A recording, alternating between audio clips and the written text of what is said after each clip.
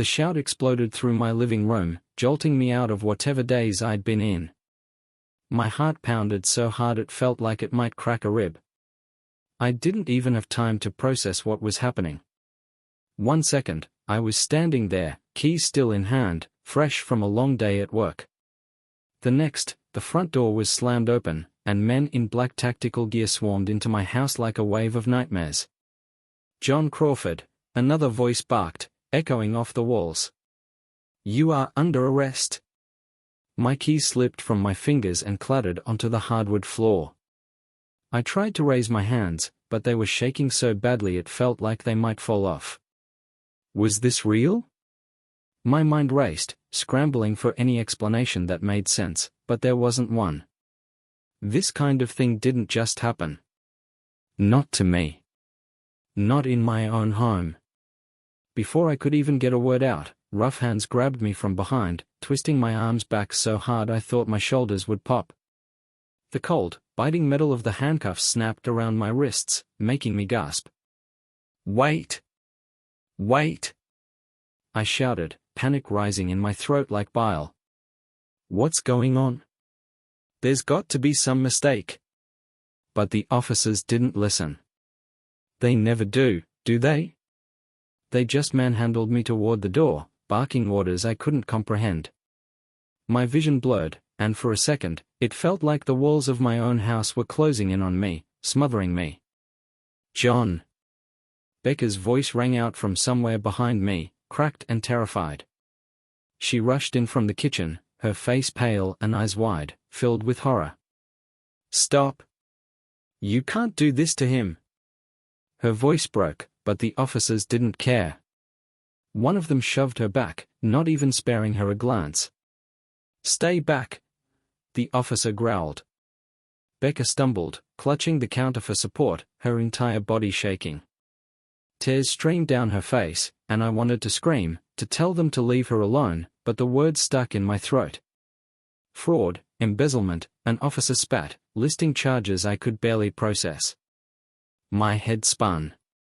Fraud? Embezzlement? What the hell were they talking about? I'd built my company with my own hands, worked myself to the bone to make sure everything was done right.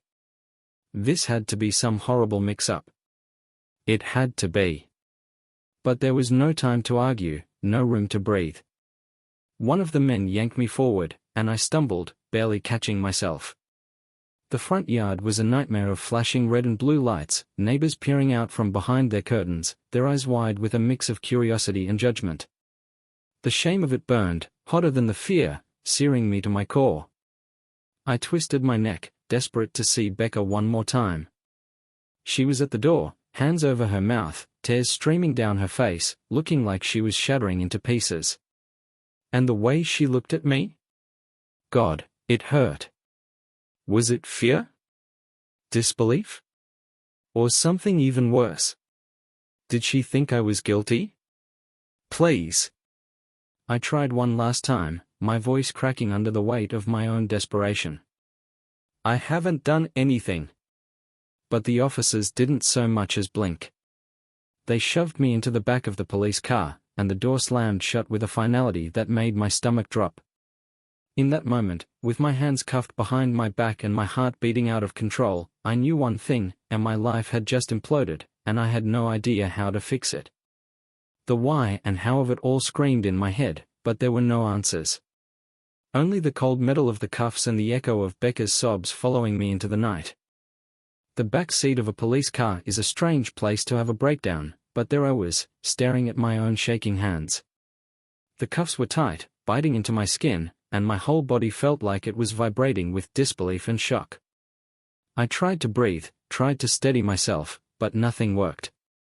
My mind was racing, flipping through memories like a broken film reel, trying to pinpoint the moment everything had gone wrong. The officers in the front seats were talking in low voices, ignoring me entirely, like I was just another job, just another arrest. The flashing red and blue lights cast shadows on their faces, making everything look distorted, surreal. Was this really happening? The humiliation of being dragged out of my house, in front of everyone I knew, was a physical ache in my chest. And Becca, the look on her face when they took me. I couldn't shake it. It was going to haunt me forever. The car jerked to a stop outside the precinct, and the door opened. "Out," one of the officers ordered. I stumbled as I got out, my legs feeling like they belonged to someone else. The cold air hit my face, but it did nothing to snap me out of the nightmare. They led me inside, their hands firm on my arms, guiding me through the buzzing, fluorescent-lit halls. Booking was a blur. They took my fingerprints, snapped a mugshot while I tried to focus my eyes on the camera lens, and listed my charges again, like some kind of sick joke. Fraud. Embezzlement. As if repeating the words would make them more real, more believable. I wanted to scream, to demand they explain, but I bit my tongue. Shouting wouldn't help. It would just make me look guilty. They shoved me into a holding cell, and the heavy metal door slammed shut behind me. The sound echoed through the small, grimy space, and I sank onto the cold, concrete bench. I buried my face in my hands, the cuffs making it awkward and painful. How the hell had I ended up here? Everything I'd worked for, every late night and sacrifice, was it all for nothing? I thought about my company, about the years I'd spent building it from the ground up. I wasn't some hotshot CEO, I was a man who took pride in every deal, every client. I never cut corners, never cheated anyone. Yet here I was, accused of stealing from the very thing I'd poured my soul into. It was like a bad joke, except no one was laughing. The minutes crawled by, each one feeling heavier than the last. I kept thinking about Becca. Was she okay? What was she doing now? Calling a lawyer? Crying? Or was there something else, something darker I didn't want to acknowledge? Her face, that flicker of something in her eyes, wouldn't leave me alone. What if she'd known this was coming? What if she was a part of it? I hated myself for thinking that. Becca had been my rock for 20 years. We had 2 kids in college, a life full of shared memories. But then again, I'd seen how close she'd gotten to Michael. The way he lingered at our parties, the way she laughed at his jokes just a little too hard. Was I paranoid, or was there something real there? The clanging of the cell door jolted me out of my thoughts. A guard appeared, and behind him, a man in a cheap suit carrying a worn briefcase. "Mr. Crawford," he said, and I didn't know whether to laugh or cry at the sight of a public defender. It was a stark reminder of how quickly my world had crumbled. "I'm here to discuss your case," he said, sitting down on the other side of the bars. He flipped open his briefcase, revealing a mess of papers, and gave me a look that was supposed to be reassuring. It wasn't. "You're in a lot of trouble, but we'll figure this out," he added, though his tone made it sound like even he wasn't convinced. I swallowed hard, my mouth dry. "This is a mistake," I said, and my voice cracked. "I didn't do any of the things they're saying." The man nodded, as if he'd heard this 100 times before. Maybe he had. "They all say that," he replied, his voice tired. "But if you want to fight this, you'll need more than denial. We'll need evidence, witnesses, anything that can prove your innocence."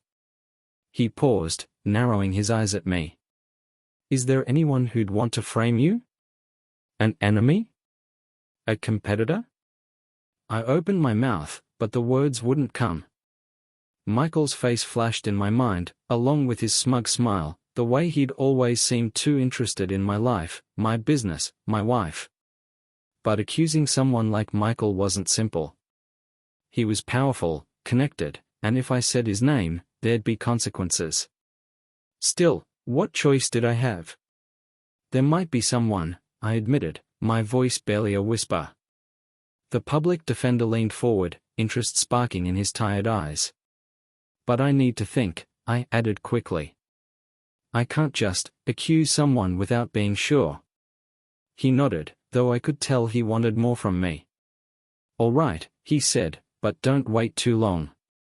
The clock's ticking, and the longer you stay quiet, the harder this gets." The guard led him away, and I was alone again, sitting in that cold cell. My head was spinning, my thoughts tangled and chaotic. Was this really happening?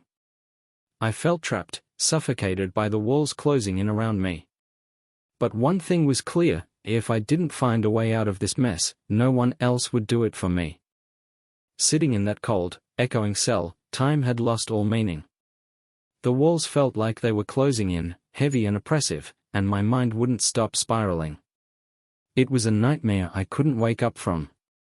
The fluorescent lights buzzed overhead, harsh and relentless, and every sound seemed amplified in the suffocating silence. I tried to focus, to think clearly. But it was like trying to hold water in my hands. Every thought slipped through my fingers, only to circle back to one face, and Michael. I couldn't ignore it anymore. The way he'd waltzed into my life, always smiling, always too smooth. Becca had insisted he was just a business associate, someone with connections we needed, but now I wasn't so sure. The door to my cell clanged open again, startling me. I jerked upright, my muscles sore from the tension. This time, it wasn't the guard or my public defender.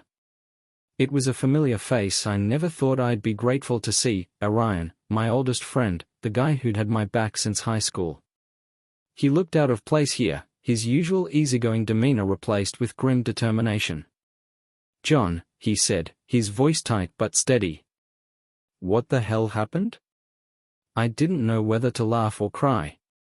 Seeing him felt like a lifeline, but also a painful reminder of how far I'd fallen.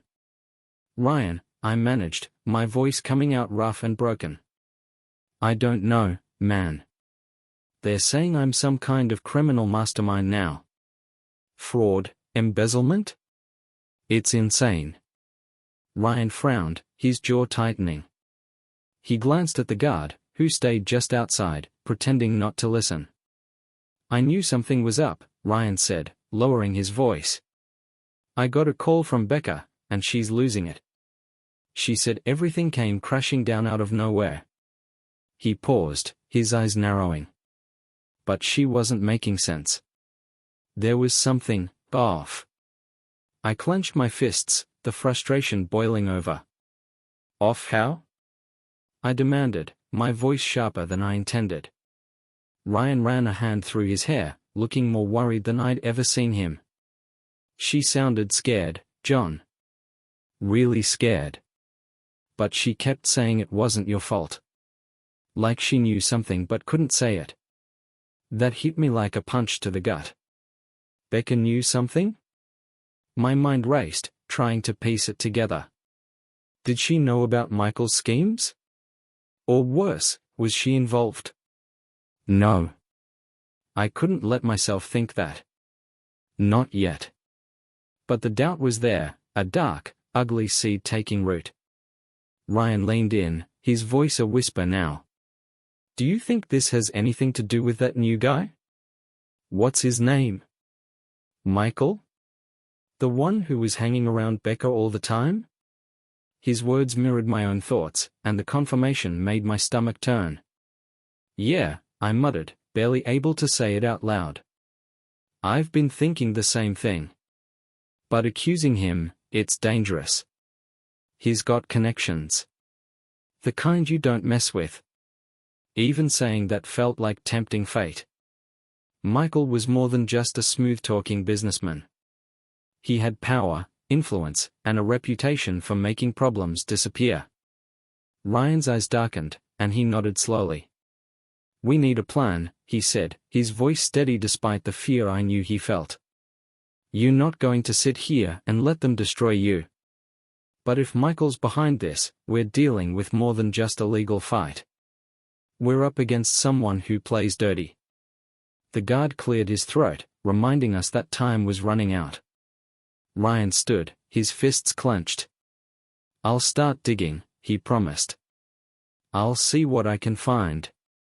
People talk, and maybe there's someone who knows more about Michael's operations." I swallowed the lump in my throat, grateful but terrified.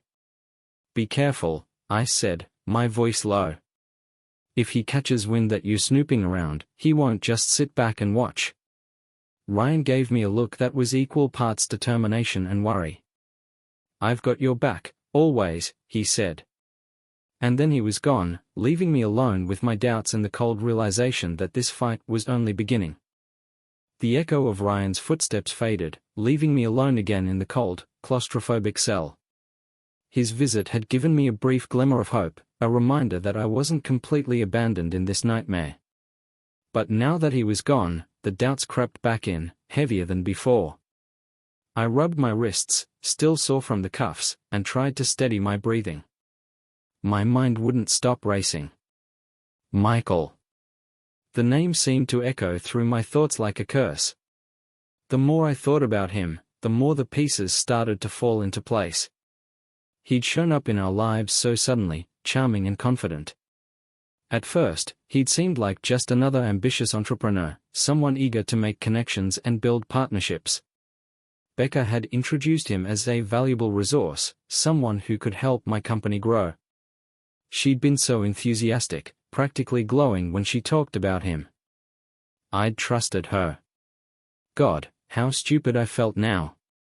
Trust. That word felt like a joke, a twisted one that left a bitter taste in my mouth. It was a word I used to believe in, a foundation I'd built my life on. But now it was crumbling, and I didn't know how to stop the collapse. The cell door clanged open again, and I instinctively tensed, bracing for more bad news. Instead, a young officer stepped in, looking nervous. He couldn't have been more than 25, with a fresh face and wide eyes that still carried the weight of uncertainty. I could tell he wasn't used to situations like this. Maybe he'd expected his job to be about traffic stops and paperwork, not handling broken men accused of high-profile crimes. "Mr. Crawford," he said, clearing his throat awkwardly. "You have a visitor." "A visitor?" My heart leapt, foolishly hoping it might be Becca, coming to explain everything, to tell me there had been a mistake. Maybe she'd hug me, her touch soft and familiar, and this nightmare would start to unravel. But when I stepped out of the cell, my stomach dropped. It wasn't Becca. It was someone I hadn't expected to see, and my father-in-law, Frank. Frank was a big man, in every sense of the word. He towered over people, not just with his physical height but with a presence that could silence a room. His hair had gone grey over the years, but he still had that commanding aura. He'd never really liked me, but we had maintained a fragile peace for Becca's sake. He looked at me now, his eyes hard and unforgiving. "John," he said, his voice low and rough. "What the hell is going on? How did it come to this?" There was disappointment in his tone, but it was laced with something sharper, something that made my chest tighten. Anger, maybe. Or suspicion. I swallowed, my mouth dry as dust. "Frank," I started, trying to sound steadier than I felt. "I swear to you, I didn't do any of this. It's a setup." The words felt hollow, even to me. How many times had innocent men said the same thing, only for the world to see them as guilty anyway? Frank crossed his arms over his broad chest, his gaze unwavering. "Becca's a mess," he said. "She doesn't know what to believe. She's devastated, John. And now you're telling me this is all some conspiracy?" He spat the last word like it was poison. "You expect me to believe that?" Anger flared in my gut, a defense mechanism against the shame. "Yes," I shot back, my voice cracking. "Because it's the truth. Someone wants to destroy me, Frank, and they're using whatever means they can." I clenched my fists, trying to keep my emotions in check. I didn't want to seem unhinged, not here, not now. Frank studied me for what felt like an eternity. Then he sighed, a sound heavy with exhaustion. "Do you have any idea what this is doing to Becca?" he asked, his voice softer, but the edge never fully leaving. "To the family?" His words hit me like a punch. Family. The thing I'd tried to protect my entire life, the reason I'd worked so damn hard. Was it all slipping away? "I'm not guilty, Frank," I said again, quieter this time, the desperation leaking through. I don't know how to prove it yet, but I will. You have to trust me." He didn't answer right away. He just looked at me, his eyes narrowing, searching for something, a crack, a sign of weakness. Finally, he nodded, but it wasn't a nod of belief. It was more like reluctant acceptance. "For Becca's sake, I hope you're telling the truth," he said, his voice heavy. "But if you're lying, if you've really done this, I'll make sure you pay for the damage you've caused." The guard came back, signaling that our time was up. Frank turned to leave, his shoulders stiff with anger and confusion. I watched him go, feeling the weight of his disappointment settle over me like a shroud. My hands were shaking again, and I clenched them into fists to stop the tremors. When I was led back to my cell, the walls felt even closer, the air even colder. Becca's father had always been a hard man, but now he was a man caught between protecting his daughter and finding someone to blame. I couldn't blame him for that, even if it felt like another nail in my coffin. I sat back down, the reality of my situation pressing in on all sides. This wasn't just about me anymore. It was about my family, my reputation, everything I'd spent my life building. And if Michael really was behind this, if he dragged Becca into it somehow, then I needed to act. Fast. But how? With what resources? I was just one man, and the enemy was bigger and more powerful than I'd ever imagined. The clock was ticking, and I felt more trapped than ever. I had barely settled back into the cold, hard bench when the door to the holding cell swung open again. My nerves were already fried, and the sound made me flinch, every muscle in my body tensing up. Another visitor? Or worse news? I wasn't sure how much more I could handle. This time, a different officer walked in. He looked older, with lines carved deep into his face and a grim expression. Behind him was a man I'd never seen before. Dressed sharply in a tailored suit, he looked out of place in this grimy precinct, like he'd just stepped out of a high-stakes boardroom. His dark eyes scanned the cell, landing on me, and a thin smile curved his lips. "John Crawford," he said, his voice smooth, almost oily. "I'm here to make you an offer." He signaled to the officer, who gave me a wary look before stepping out, leaving us alone. The man stepped closer, his polished shoes clicking against the concrete floor. I didn't like the way he moved, too confident, like a predator who already knew he had the upper hand. "Who are you?" I asked, my voice coming out rougher than I intended. The whole situation felt surreal, and I didn't know if it was exhaustion or genuine fear that made my hands shake. The man tilted his head slightly, that unsettling smile never leaving his face. "You can call me Mr. Hayes," he said. "I represent certain interests that are very aware of your current predicament." He leaned in, and the scent of expensive cologne filled the air. "I'm here to help. Or rather, to make a mutually beneficial arrangement." My stomach turned. Every instinct in me screamed that this was bad news, but I couldn't afford to ignore him. "Not now." "What kind of arrangement?" I asked, trying to mask the desperation that seeped into my voice. Mr. Hayes straightened, folding his hands in front of him. "It's simple, really," he said. "You have powerful enemies, John. Enemies that can crush you without breaking a sweat. But you also have something they want. Information. Leverage." He paused, his gaze piercing. "You play along, give us what we need, and you walk out of here with a clean slate. No charges. No trial. Your life back." I couldn't believe what I was hearing. Was this some kind of setup? Another trick? "And if I say no?" I challenged, my voice cracking a little despite my best effort to stay composed. Mr. Hayes's smile widened, but it never reached his eyes. "Then you'll rot in here," he said, his voice still eerily calm. "And that's if you're lucky. Your business will be destroyed, your reputation in shambles. And your family, well, let's just say that the people who orchestrated this mess won't stop until everything you care about is ashes." The threat sent a chill down my spine. This man wasn't bluffing. I could see it in his eyes, in the way he spoke with such casual confidence. He meant every word. My mind raced, torn between anger and fear. "What do you want from me?" I asked, each word feeling like a betrayal of the fight I'd been clinging to. Mr. Hayes's expression softened, as if he'd won a small victory. "Michael," he said simply. "We know he's dirty, but we need concrete evidence. The kind that only someone on the inside could provide. Emails, financial records, anything that links him to illegal activities." He paused, watching me carefully. "You do that, and you're free. It's that simple."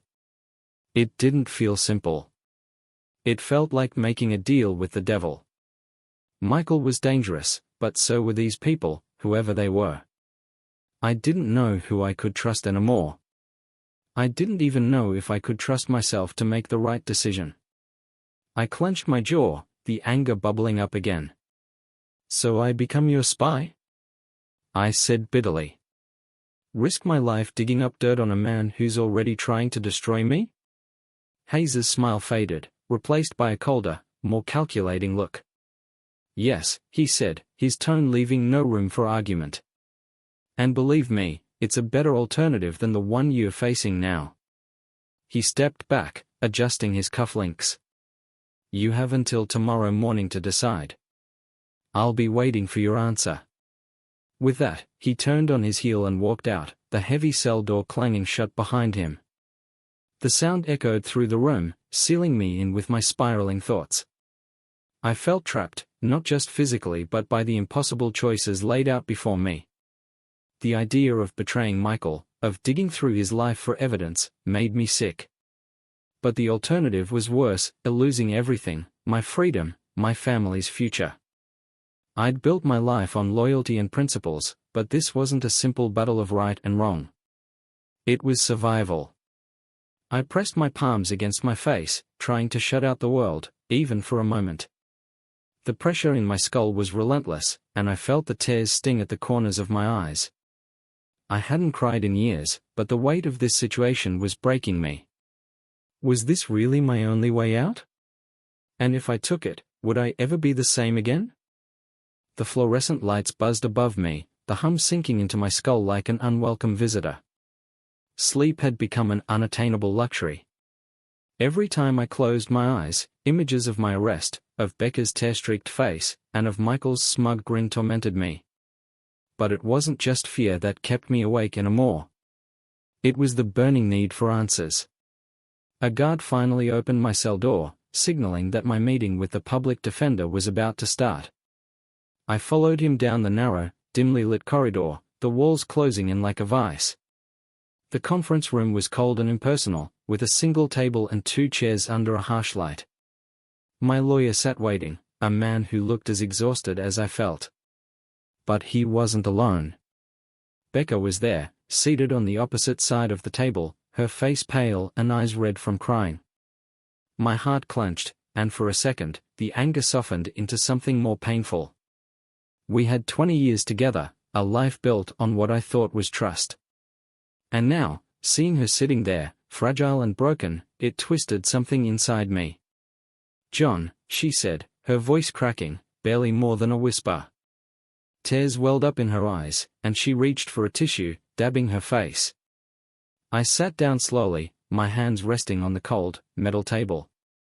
The lawyer cleared his throat, but I barely heard him.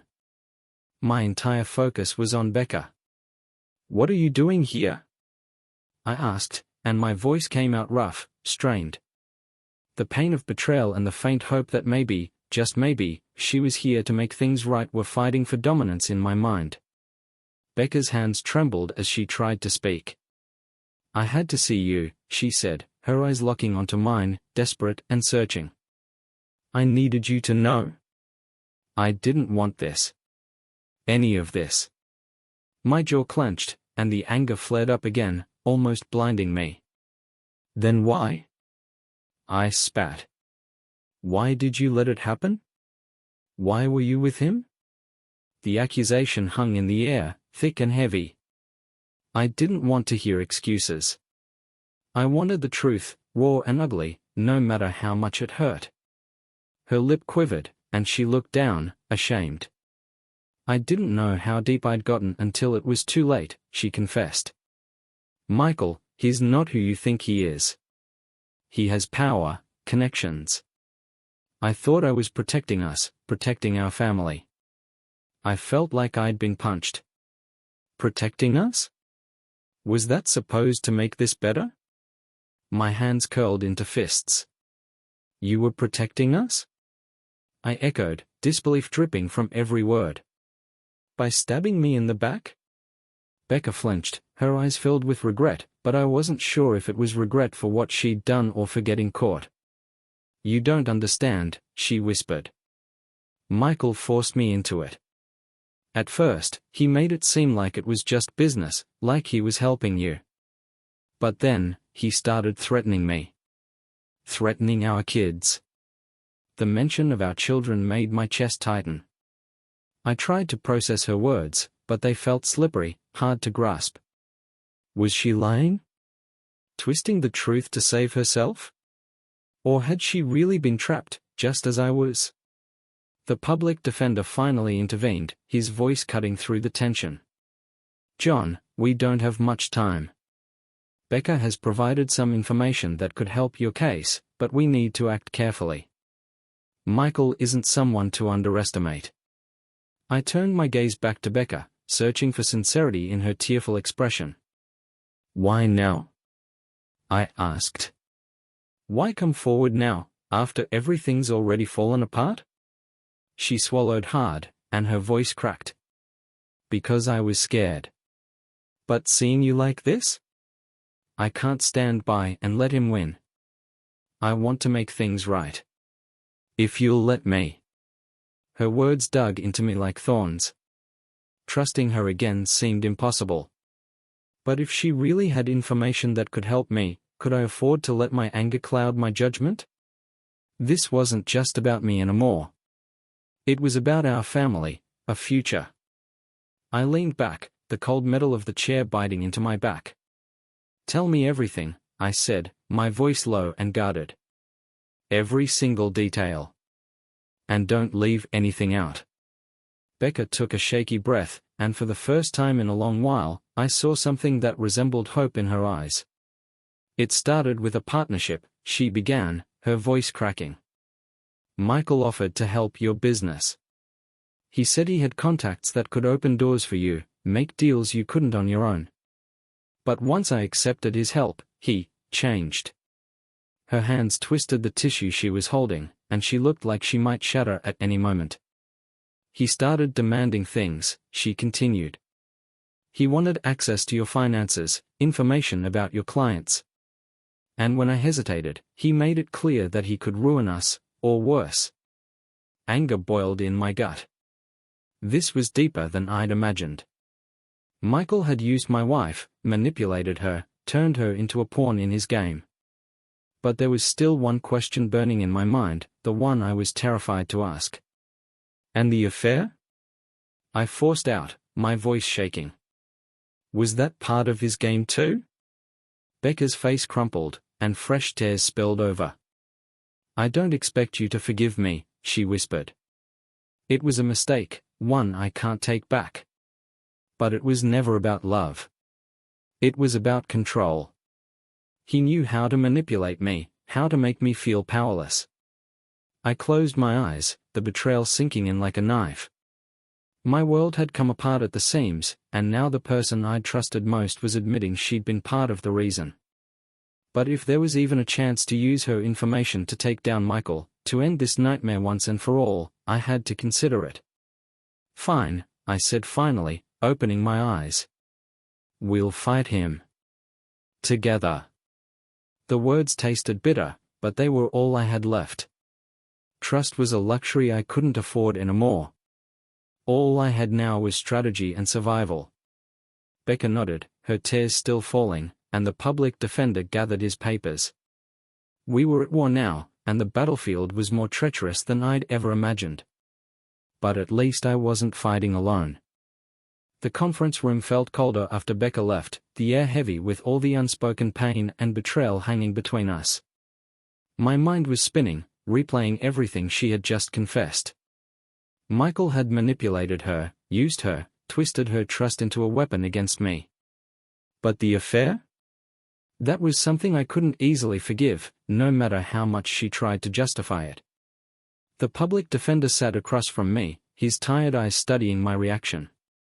He had been quiet while Becca explained everything, but now he leaned forward, his hands clasped together. "John, if what she says is true, we have a shot at bringing Michael down. But it's going to take a calculated approach. We can't just rush in without evidence." I nodded, the weight of what he was saying pressing down on me. "So, what's the plan?" I asked, my voice low but determined. Anger simmered beneath my calm exterior, but I knew I had to channel it into something useful. Michael wasn't just a criminal, he was a mastermind, a puppet master pulling strings I hadn't even realized existed. If I wanted to beat him, I needed to be just as cunning. The lawyer flipped through his papers, his brow furrowed. "Becca's testimony could be crucial, but we'll need more than just her word. We need hard evidence that ties Michael to the crimes he's orchestrated. Financial records, hidden communications, anything that proves his involvement." I leaned back, trying to ignore the dull ache in my chest. "You mean I have to go digging into the life of the man who's already ruined mine?" The idea of spying on Michael made my stomach twist. But what choice did I have? If I didn't fight, he'd destroy everything I had left. The public defender nodded grimly. "Yes. It's dangerous, but if you're willing to take the risk, there's a chance we can turn the tables. Do you think you have any way of accessing his information?" My mind raced through the possibilities. Michael had always been secretive, careful. But he wasn't perfect. Everyone had vulnerabilities, blind spots they overlooked in their arrogance. I just had to find his. "He used to have meetings at that private club downtown," I said, thinking aloud. "High profile, members only. He thought it was safe. Maybe there's a way in." The lawyer's eyes lit up with interest. "That's a start," he said. "If you can get any leads from there, it could open doors." He paused, his expression darkening. "But remember, this isn't just about finding dirt on Michael. He's dangerous, and if he realizes you working against him, he won't hesitate to retaliate." I swallowed hard, the fear settling in my gut like a stone. I had no doubt Michael would come for me if he suspected anything. The man was ruthless, and Becca's stories of his threats echoed in my mind. But I couldn't let that paralyze me. Fear was a weapon he'd already used against me, and I refused to let it win. "I'll be careful," I said, though I wasn't sure I believed it. My heart pounded with a mix of dread and determination. "But I won't let him get away with this." The public defender gathered his papers and stood, offering me a weary but supportive nod. "You'll be released on bail soon. Use the time wisely. We're running out of it." With that, he left, and I was escorted back to my cell, my mind buzzing with the plan forming in my head. Back in my cell, I didn't have long to dwell on my thoughts. The guards soon came to unlock the door, and within minutes, I was being processed for release. The formalities were a blur, assigning documents, retrieving my belongings, and feeling the cool evening air hit my face as I stepped outside the precinct. Freedom, but with strings attached. I couldn't shake the feeling that I was stepping right into the lion's den. But I wasn't alone. Ryan was waiting for me outside, his truck parked at the curb. When he saw me, relief flooded his face, but I could also see the worry behind his eyes. "Jesus, John," he muttered, clapping a hand on my shoulder. "You look like hell." I managed a weak smile. "Thanks for the vote of confidence." The humor was forced, but it helped lighten the crushing weight on my chest. Ryan had always been my anchor, and right now, I needed that more than ever. We climbed into his truck, and the drive was tense, the silence broken only by the hum of the engine. Finally, Ryan couldn't hold back any longer. "So what's the plan?" he asked, his voice tight with concern. "You not thinking of going after this guy alone, are you?" I rubbed my temples, exhaustion seeping into my bones. "We have to be smart about this," I said. "Michael's dangerous, and he's got more resources than we can count. But he's also got weaknesses. We just have to find them." Ryan's grip on the steering wheel tightened. "You think Becca's telling the truth?" he asked, glancing at me sideways. "Or is this just another game?" The question stung, but it was fair. "I don't know," I admitted. "But if there's even a chance she's telling the truth, we have to use it. This isn't just about me anymore. It's about everyone he's hurt." Ryan's jaw clenched, but he nodded. "Then we do it together," he said. "I'm not letting you go through this alone." A wave of gratitude washed over me, and for the first time in days, I felt a flicker of hope. We had a plan, however fragile. And we had each other. It wasn't much, but it was a start. As the city lights blurred past, I knew one thing for certain, and Michael had made a mistake when he came after me. Because now, I was coming after him. And I wouldn't stop until he paid for every ounce of suffering he'd caused. The city looked different at night, like it was holding secrets in its shadows. As Ryan drove us deeper into the urban sprawl, the tension inside the truck was thick. We knew what we were about to do wasn't just risky, it was bordering on insane. But desperate times called for desperate measures, and we didn't have the luxury of playing it safe.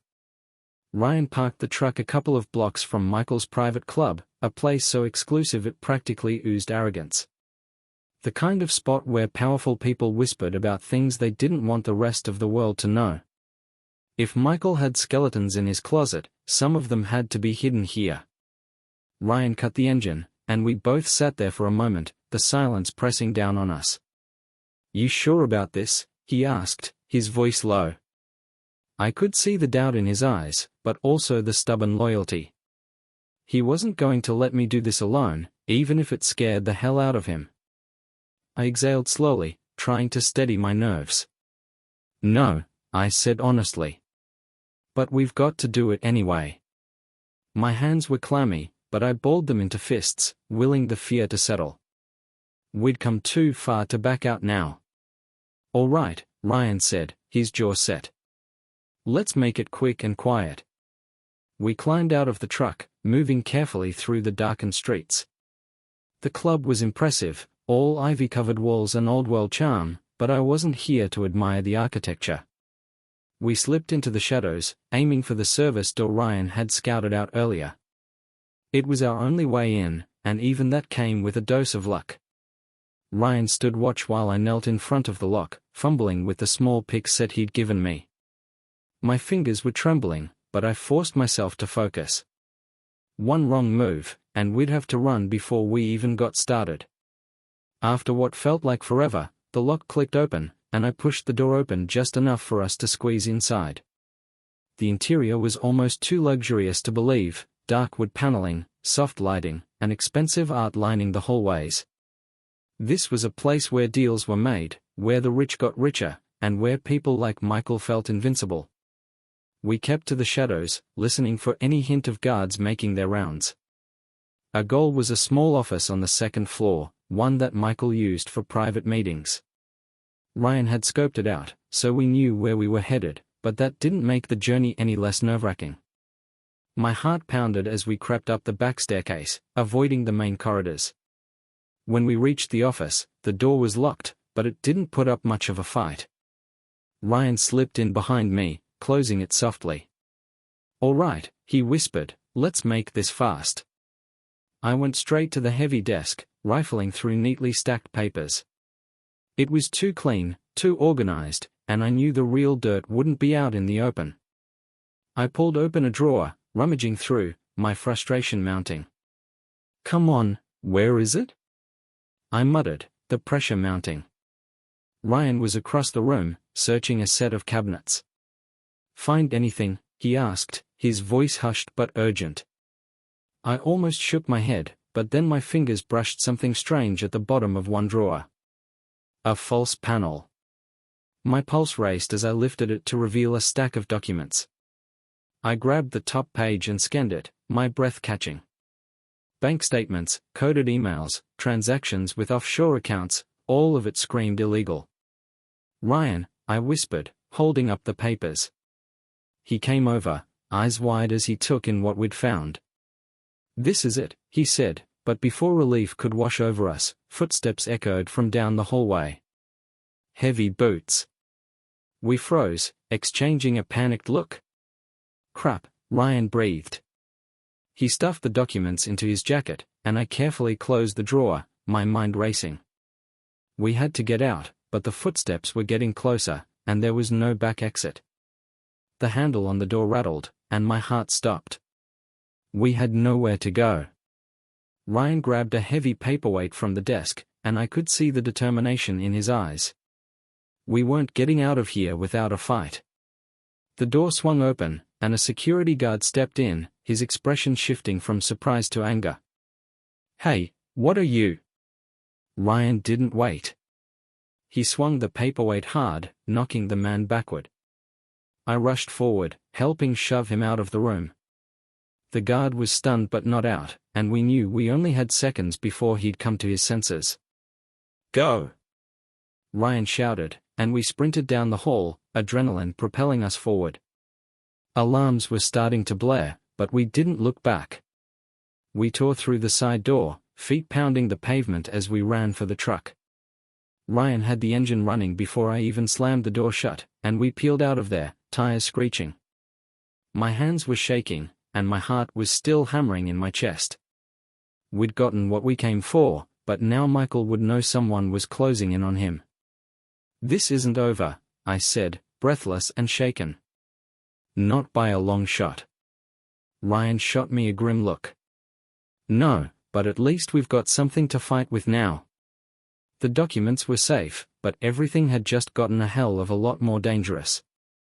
The documents we'd managed to steal from Michael's private club felt like a loaded gun in my hands, dangerous but necessary. Ryan and I didn't have much time. We knew Michael would soon learn that someone had broken into his fortress. The clock was ticking, and we had to act before he could bury his secrets or, worse, come after us. We spread the papers out on the kitchen table of Ryan's small apartment, the harsh overhead light illuminating each damning piece of evidence. Offshore accounts, wire transfers to shell companies, communications with high-profile figures in the underworld, it was a spider web of corruption. And Michael was at the center of it. Ryan ran a hand through his hair, his jaw clenched. "We've got enough here to put him away for a long time," he said, his voice tight with a mix of relief and tension. "But how do we use it without getting ourselves killed?" That was the million-dollar question. Exposing someone like Michael wasn't as simple as handing over the evidence to the authorities. He had connections everywhere, the kind of people who could make problems disappear, permanently. We needed a strategy, something that would protect us and make it impossible for him to wriggle out of this. I leaned back, my mind racing. "We need leverage," I said, thinking aloud. "Something that makes him back off. Maybe a way to release the evidence automatically if something happens to us." Ryan raised an eyebrow. "You mean, like a dead man's switch?" "Exactly," I said. "It was risky, but it might be our only shot. We'll upload everything to a secure server. If he tries to come after us, the whole world sees the truth." Ryan nodded slowly, the wheels in his mind turning. "I know a guy who could set that up. Tech genius, real paranoid type. He owes me a favor." He glanced at me, his expression serious. "But once we do this, there's no turning back. We'll be painting a giant target on our backs." "I know," I said, the weight of the situation settling on me. "But Michael already wants me gone. At least this way, we have a fighting chance." We spent the next few hours putting the plan in motion. Ryan contacted his tech-savvy friend, who agreed to help, albeit reluctantly. The man came over late at night, a wiry figure with nervous energy and thick glasses. He set up the server, explaining how the automated release would work. It felt surreal, sitting there as he described how our lives were now tethered to a digital failsafe. If you don't check in regularly, the files go public, he said, adjusting his glasses. You'll have to be careful. This thing won't care if you forget, it'll just do its job. Ryan thanked him, and after he left, the room fell silent. The gravity of what we'd done settled over us. We'd just set a trap for a dangerous man, one who had the resources to wipe us off the map. The tension made the air feel thick, like it was pressing down on our chests. Now what? Ryan asked, breaking the silence. I sighed, running a hand over my face. Exhaustion weighed on me, but there was still work to do. Now we send a message to Michael, I said. He needs to know that if he comes for us, he loses everything. Ryan looked uneasy. That's one hell of a gamble. I know, I admitted. But we can't afford to play it safe. Not anymore. We crafted a carefully worded message, one that spelled out exactly what we had and what would happen if we were harmed. Ryan sent it through a secure, untraceable email. The moment it was sent, a heavy sense of finality washed over me. We'd just declared war. Later that night, I returned to my own place, the darkness of my empty home feeling colder than ever. Memories of happier times with Becca and the kids haunted me. I couldn't help but wonder how we'd ended up here, in this twisted nightmare. But there was no time for self-pity. I had to be strong. For them. For the life I still hoped to rebuild. I didn't sleep. Every creak and groan of the house sounded like a threat. Paranoia clung to me like a shadow. I kept the lights off and stayed away from the windows, my mind running through every possible way this could go wrong. Michael wasn't someone who let threats slide. He'd retaliate, and I had to be ready. Just before dawn, my phone buzzed. I grabbed it, heart pounding. It was a message from an unknown number. You think you're smart? You have no idea who you're dealing with. This isn't over. My blood ran cold. Michael knew. And he wasn't going to back down. But neither was I. The aftermath of the warehouse battle was a whirlwind of sirens and chaos, but one thing was crystal clear, and Michael was finished.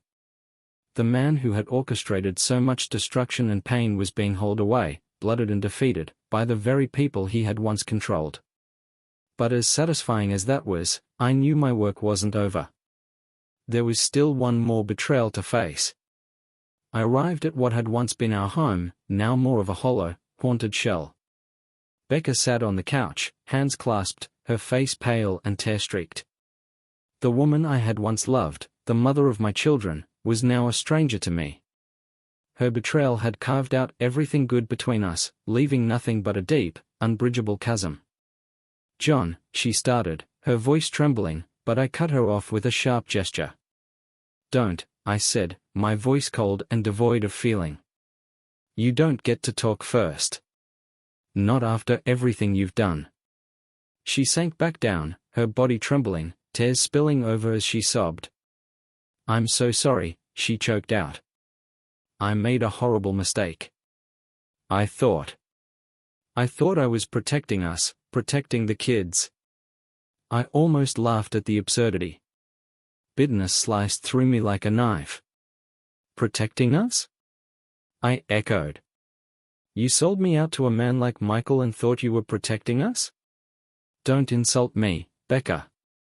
Her hands reached out for mine, but I stepped back, making her flinch. Please, John, she begged, desperation etched into every line of her face. I know I don't deserve forgiveness, but I love you. I swear, I still love you. The word struck me, but I forced myself to stay strong. Love? The concept felt hollow coming from her lips. Love?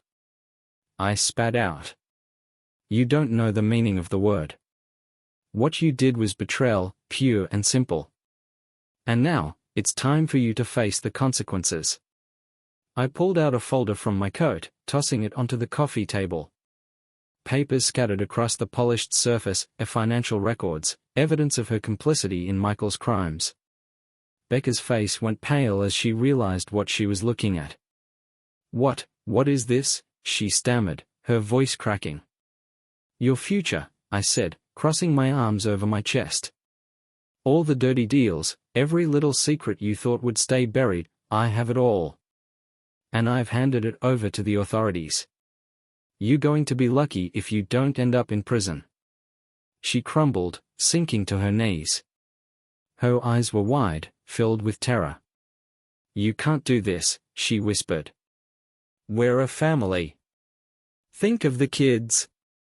The mention of our children stung, but I wouldn't let it sway me. "I already have," I said. "Every choice you made put them in danger. You don't get to use them to shield yourself now." Becca broke down, clutching at my pants, crying harder than I'd ever seen. But her tears meant nothing to me anymore. "You losing everything," I continued. "The house, the money, your reputation, it's all gone. Your little affair with Michael brought you nothing but ruin." Her sobs turned hysterical as she grabbed at me, but I wrenched myself free, stepping away as she scrambled to gather her things. "Please, John," she cried. "Don't do this. I'll do anything to make it right." I looked down at her, this woman I had once shared everything with, now reduced to a desperate, broken figure. But there was no going back. "Too late," I said, my voice as hard as iron. "I gave you 20 years. You threw it all away. Now, you have to live with that." Without another word, I turned on my heel, ignoring her cries. I walked to the front door, my heart cold and unyielding. I threw it open and began tossing her belongings out onto the front lawn, clothes, shoes, anything I could grab. Her possessions scattered across the dirt, exposed for all the neighbors to see. "You can't do this," she screamed, stumbling outside, desperately trying to gather up her things. "John, please. For the sake of our family." I stopped in the doorway, staring at her with utter finality. "Family?" I sneered. "You destroyed that the moment you brought Michael into our lives. You did this, Becca. Now live with it." Her face crumpled, and she collapsed onto the lawn, sobbing uncontrollably. I slammed the door shut, her desperate cries muffled by the wood, and I felt nothing. Just the emptiness of someone who had been pushed past the point of caring. The house was silent, eerily empty now that she was gone. I took a breath, the weight of everything finally beginning to lift. This was my life now, a blank slate. It wouldn't be easy, and the scars would remain, but I was free. And as the first light of dawn broke through the windows, I knew that was enough. It had to be.